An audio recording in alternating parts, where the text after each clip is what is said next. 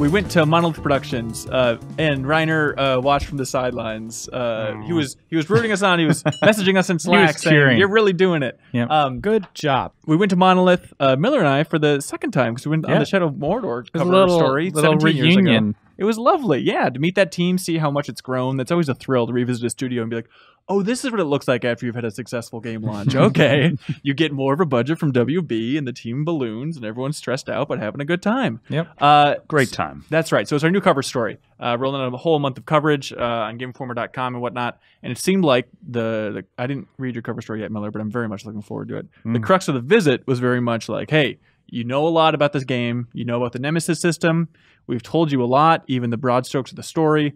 But we haven't shown much about the Nazgul boss fights, because throughout the game, you're battling the evil ring wraiths from Lord of the Rings that we all know and I guess love. The coolest characters in the universe. Kind of know, right? Well, this is the thing. And Miller, I'm curious if you can help us out on this front, because on last time we talked about this game on the podcast, I remember your overall message was, look, they're crapping on Tolkien's grave, but I think those are my exact words. Yeah, but have at it. It's a video game. You got to have fun. Yeah, that seemed to be the message. And now we're learning that Monolith has given backstories and connected lines in Tolkien's universe to create backstories for these Nazgul. What did you leave the studio thinking about the overall mission and the push towards Nazgul? I think that Shadow of War looks like it's going to be an amazing game.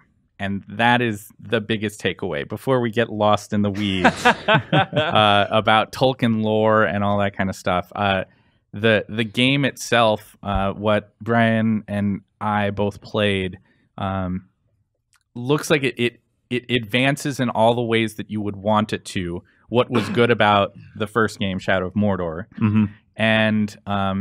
and has some new things about it that weren't part of that previous game, almost all of which, or at least all of the stuff that I saw, was really good, right? Like, they were smart additions, interesting new things to the experience. The game feels, I mean, one of the takeaways that we'll talk about is the ring wraiths, as you said. The other big takeaway from that trip of playing a near final version of this game is that this game is really big. Yeah. The scope of what they're doing, from the progression system for Talion to the size, the literal size of the game world and all the different regions you're going to the number of missions you're going to have to explore, to how big their story is and how many cinematics they have and how many characters they flesh out. Everything is just really, really large in scope. Yeah. It's been, 2014, Shadow of Mordor came out. I enjoyed the game thoroughly when I played it, but I hadn't really thought of it much since. And it was the biggest impact, I think, on the trip was raiding a fortress, watching Miller fight our Pratu, I believe his name was. He's friends with C-3PO. Yeah, they're dear that friends. Guy. But it was just a good, overwhelming reminder of like, oh, that's right. This is why this game is fun. Just these battles incorporating the Nemesis system that can take forever, and it's just exhausting. You think, how can I ever kill this guy? He just won't go away, and wave after wave of his little minions come and fight me. And it's just this overwhelming, such a unique experience in the gaming industry to have a fight that goes on for so long, and then finally Miller conquered the fortress and the world was saved. I mean, I think one of the things that's interesting about that game, I was sitting beside the creative director of the game as I played through a lengthy demo of this thing. And it struck me how much fun that game is to play with somebody sitting with you, that you could just like, I mean, it's not a two-player game, but like even if you were just trading the controller back and forth, there's so many like emergent moments that happen in that game. And they've doubled, that was an aspect of Shadow of Mordor that was cool, but they've doubled down on that here. And they're just things that made me laugh because they were so crazy what was happening on screen. Moments where I was like, okay, I think I finally got a handle on this battle. I'm going to take this point. I just killed this big orc. And all of a sudden, one of my allied orcs breaks out and is like, you just killed my blood brother. I'm going to kill you now. And I'm like, what? I needed you. Don't do this to me. And the entire tide of the battle shifts, right? Yeah. Like this huge conflict, this massive castle where there's drakes flying overhead and there's trolls climbing over the wall. And I'm right in the center of it. And I thought I had a handle on it. And then all of a sudden it goes horribly wrong.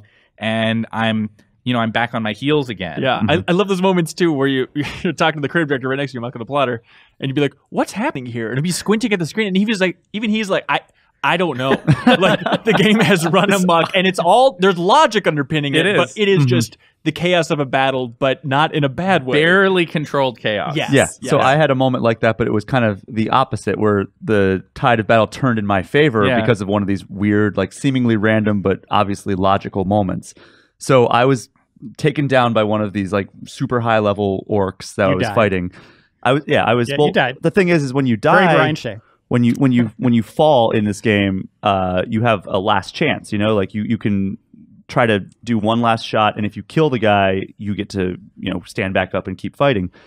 But this guy had a what was it, like a no chance or no chance. Yeah, he has a modifier on this orc that took me down where you don't get that. He just kills you. Beautiful. And I'm like, great, I just failed this thing after I did all this preparation. But then out of nowhere, one of my allies comes in and decapitates the guy right before he kills me. Really? Like in the cutscene where he's like, where the guy's like raising his sword up, ready to like take my head off. Yeah. And out of nowhere, one of my allies that I dominated came in the middle and just like cut his head off, and he's like, "I've got your back, brother." And I'm like, "Yes, that's awesome. This is amazing." Really cool. That is the beauty of Shadow of War, still intact and even built upon from Shadow of Mordor. And then I remember towards the end of the play session, after running around in the Nemesis system, just going nuts. Then we're going to fight the Nazgul boss fight. And I remember the plotter even said, like, boy, those Nazgul are going to be underwhelming after this battle. Well, so the ring wraiths are a conscious effort on their part, on the part of Monolith, to inject more classical boss fights into the equation, right? I think it remains to be seen whether, in the full playthrough experience, how that all fits in. Yeah. Right? We were playing them sort of in isolation, right? Where we were like, okay, well, this is right before this Nazgul fight.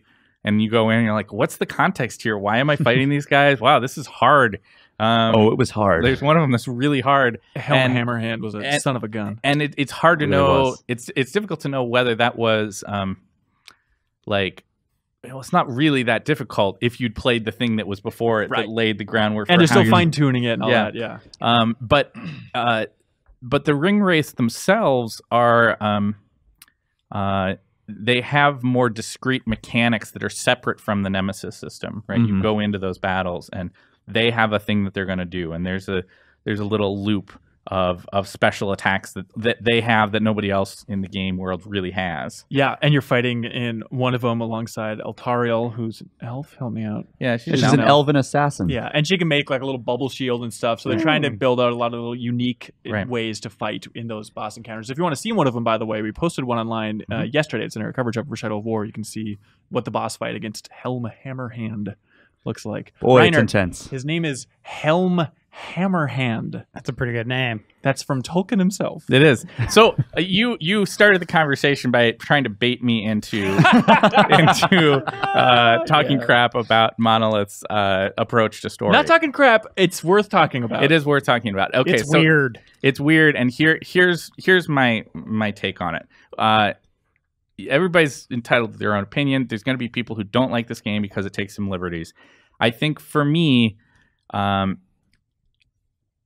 with each passing year, I am less concerned about a thing being canonical or not, right? If a thing is good and entertaining and engaging, whether it's a game or a movie, holiday or TV special, show, whatever, holiday special, then I'm as a fan, I'm kind of okay with it. And I think here there are definitely the liberties that they take are around some pretty important stuff related to the Lord of the Rings fiction, but it's not stuff that is completely groundless, right? It's stuff that is dramatic in how it changes one's interpretation and understanding of the flow of the Middle Earth narrative, but it does flow from a place of knowledge, right? Like in particular, the lead creative guy over there, Mike DePlatter, really knows what he's talking about. For sure. It's just that he's made some choices to be like, you know what, we think this game is going to be more interesting if we go big and try some crazy stuff. So you have weird things in there like, well, the game opens with a new ring of power, right? And she loves a hot lady. She loves a hot lady. And believe it or not, and when we talk about this in some of the videos that are going up this month, if you're interested in going into understanding more depth of where Monolith is coming from on this stuff. But they do have reasons. They do articulate how that is possible in their reading of the text. It isn't just like we're having a new ring because we want a new ring. They want to explore issues of domination and what power means within the Middle Earth universe and that kind of stuff, and in ways that are interesting. There's always situations though where it's like, we wanted our drakes to breathe fire. Yes. We know it doesn't make sense with the fell beast and that they don't breathe fire, but we wanted some drakes, and we're going to put them in, and you can ride them, Yeah. right? Because that's really cool. Right. And I think that in most of the cases in this game, if you can let go a little bit of that that sense that things are maybe a little bit more violent and a little bit more bombastic than an original read of Tolkien would allow for, let go of that and just kind of enjoy the game for what it is, I think it's going to be a more fun experience. But just to give people, even from the outside perspective, if they don't know everything about Lord of the Rings, there's an easy analogy or easy example of like how they're changing things up. There are a couple times on this trip, by the way, Reiner, where Miller kind of felt like Alan Grant in that Jurassic Park dinner scene where they're explaining like, look, you looked at what others had done and you took the next step. And then Miller's like, look, everybody, dinosaurs and man separated by 65 million years. Are you sure you know what you're doing here? For example, in Lord of the Rings, the first big battle sequence Lord of the Rings where Isildur, help me out, Miller. Yeah. Right. He cuts off Sauron's hand. The ring goes flying. Yep. That guy in Monolith's version now has been turned into one of the ring wraiths, Yes. which seems like a huge deal. It is a huge deal. And it's a perfect example of what I was just talking about, right? Like, this isn't a blink and you'll miss it kind of a thing. Right. This is a fundamental reworking of one of the core moments and historical characters within this fiction, right? Isildur takes the One Ring. He is corrupted by it. His own lust for power or his own inability to resist the domination of the ring leads to his downfall. The ring is lost. Isildur's body is never found. But in Monolith's version, Isildur's body is found. It's brought back to Sauron. He's somehow resurrected and is given one of the 9 rings of men and is all of a sudden a ring wraith. Yeah. That is a really dramatic reinvention of understanding what happened with that character. It doesn't say in the basketball rule book that golden retrievers can't play basketball. It's like one of those situations where they never say no. Exactly. Now, that said, does doing that allow for one of the ring wraiths to take on a really interesting kind of personality and visual style? Does it allow for a cool cinematic that shows off this whole sequence? Yeah. Yes, and yes. Like those are the choices that they've made, and I think. There will be people who take them to task for it, and there will be people who know less about Tolkien lore who will celebrate like, wow, that was totally crazy and there's a lot of cool stuff in that game. I'm not ready to pass judgment one way or another about it, other than to say that I think that there are reasons behind the choices that they're making. I'm very, very convinced that Monolith is always in pursuit of like, what would make this the most exciting, engaging game experience that we can make. And it's not that they don't know. It's coming from a place of knowledge. It absolutely is. Yeah. Shea, what was your big takeaway from the trip? I think that it reminded me a lot about why I loved the first game so much, and it also gave me hope that they're going to expand and fix some of the problems. Like, the Nemesis system, they seem like they're trying to figure out ways that it's more meaningful later in the game. Well, let's talk about that later in the game thing. That was one of the interesting discussion points, is what they call the Act 4, the Elder game, Shadow Wars, a bunch of different confusing ways to describe it. But what was your read on what the end of this game is going to look like? Not story-wise, but... Yes, they wouldn't tell us even like some of the gameplay mechanics for fear of spoiling like the end of the game. Something happens there. Something big is going to happen, apparently. That launches you into the Destiny-esque end game. Well, what happens is the ring wraiths go to Azkaban. Ooh. And Harry Potter. They guard the prison, both WB properties. There we and go. The end game is just Quidditch. But you play as Batman in the final act. Why not? There's that, and it seems like there's going to be a lot of like, because there's these fortress assaults that we discussed briefly, where but it seems like you can actually attack your friends' fortresses. I'm still confused. Miller, do you have your head around this? I think I understand how this works. This isn't just part of Act 4. This is part of the online conquest mode. The idea is that as soon as you complete a fort, you have sort of by default, through completing it and setting up the fort, you have created something that otherwise you would have had to go into like a level editor to make. but it's just naturally through the flow of the game. You have now made a fort that you can then that people can attempt to invade. Right now, this doesn't Metal Gear Solid 5 with the mother bases. Now, mind you, this does not interfere with your game. You don't lose stuff or anything like that. It's purely a bonus thing that you can engage with if you want to. And if you make your fort really, really hard and you find cool ways to set it up with different allies and different defenses that somebody really struggles to get through, then that's just what you've done, and somebody can play through that, right? And that's an interesting piece of content. And there isn't like a level editor to do that. It's just through playing through the game that you come up with these forts, and then other people can go in and do them. And then is this then connected to what every person leaving a comment is about, which is about the microtransactions BS? I don't know, to be honest. I mean, I think that like with Destiny 2, to be honest, right? Like Bungie did not talk about what they were doing with microtransactions in detail ahead of launch, and there's things about the microtransactions for Shadow of War that we don't know all of the specifics for. So I'm hesitant to try to like rail against them, other than saying that, just generally speaking, I don't like microtransactions in my solo games any more than anybody else does. But I think the online conquest mode on its own seems like it's a fun little extra thing that lets you have a kind of asynchronous experience with other players. Yeah. That is separate from what you were starting to talk about, which is the Shadow Wars Act 4 stuff, which is very much about the storyline has completed of Shadow of War. We resolve what's going on with Talion and Celebrimbor and their conflict against Sauron. And as they frame it, this storyline is going to be completed conclusively. Yes.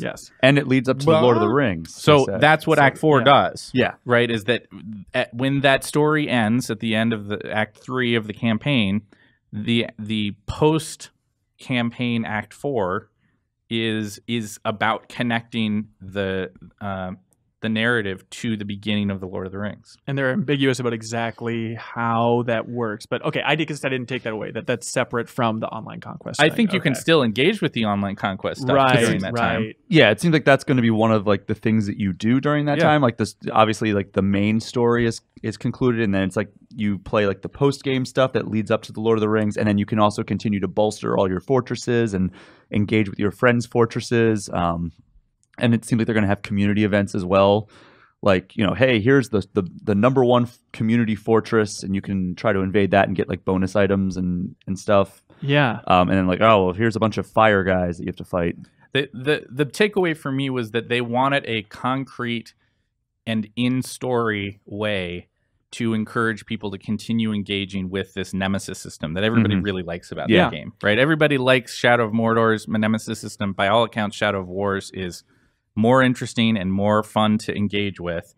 And after you finish the story, if you want to, there'll be these new pieces of content, some of which haven't been fully detailed yet about exactly what's going to be going on there, that both continue some narrative threads, but also let you more importantly, they let you keep doing stuff in that nemesis system. I don't know anything both about Lord of the Rings or life or what happens into this game.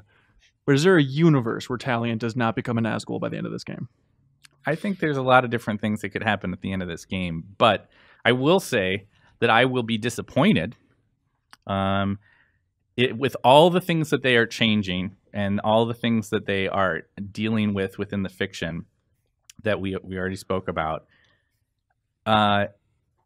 Very, very core to Tolkien's fiction in a way that I don't think you can just brush past is the idea that power and domination ultimately lead you down a corrupt path.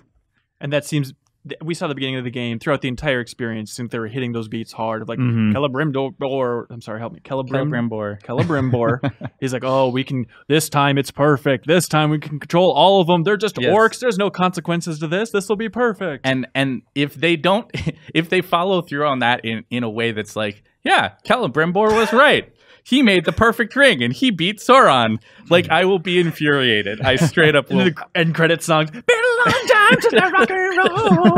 Like, that will be so. Like, I think I don't care so much about the specifics of like how you're changing the canonical storytelling or whatever, but core to what Tolkien was talking about was the power of like, you know, you've got these meek little hobbits who do things that mighty powerful warriors can't do, right? Yeah. Because they resist the lure of domination and power, right? If Talion and Celebrimbor's quest doesn't end in a recognition of the dangers of that corruption in some way, You're gonna check your controller. I'm just gonna be like, what are you guys doing, man? Like this is silly, right? Like you completely missed the point of what Lord of the Rings is about. And like you said, like they've been hitting that so hard, like in all the things that they showed us, like with the cutscenes, with the dialogue, like it has to be heading in that direction. I would hope that I really think that they will recognize that. As to whether he is a ring wraith at the end or not, or whether like one of maybe they're in conflict with one another. That would be amazing. There's lots of stuff that they can do that would follow through on those themes in a way that feels appropriate and in keeping with Tolkien's original vision of Middle Earth. But I don't know. We'll see how it all shakes out. I mean, they have said that this concludes Talion and Celebrimbor's story, but isn't it weird that with the second game, that's the way they're framing it? I don't know. I was honestly disappointed when I played Middle Earth: Shadow of Mordor that didn't complete Talion's story back in the day. I mean, now I think that there's justification for it with Shadow of War, but they even said that they cut Nazgul from the last game and expanded it fully into the sequel here. Yes, they did. I mean, I think it's fairly well known at this point that the latter parts of Shadow of Mordor were a little bit abbreviated for like reasons that like, well, we just had to finish the game. Yeah. And we couldn't do everything we wanted to. And Shadow of War finishes out and expands upon that second act or the second arc of Talion's story, right? But I don't know. I think that it can go where it needs to go in this story. And if Monolith or Warner Brothers wants to do another Lord of the Rings game and continue doing this Nemesis system thing, I think there's other places you can go. There's other characters you can play with and get away from yet again going through Mordor and conquering some orcs. Middle Earth : is a good recipe for a broad category of games. You know what I mean? But I could see them moving on to like DC after this, right? Like you think so many properties over there at WB. Like I want a Batman game with Nemesis so bad. I would love. I mean, Middle Earth is so rich a universe. There are some challenges related to license issues around some of the old content, the stuff that's like part of the Silmarillion and everything, right? Right. So, but ignoring that and pretending that like license issues don't have to play into these sorts of decisions, there's lots of fun stuff in the background fiction of Middle Earth that you could do another Middle Earth game and tell the story of like Beren and Luthien or that time that you informed me about where Sauron was a giant cat roaming the earth. Lord of the Cats, he was known. Kind of there's some crazy stuff in early drafts of that fiction. It's amazing how much you learn going on a Lord of the Rings focused trip with Matt Miller and Michael LaPlata, also an expert with Lord of the Rings at this point, and those two going back and forth talking about just the realms of deities within Lord of the Rings. Like, what? Gandalf isn't just a old wizard. He was just a god that inhabited the form of an old man.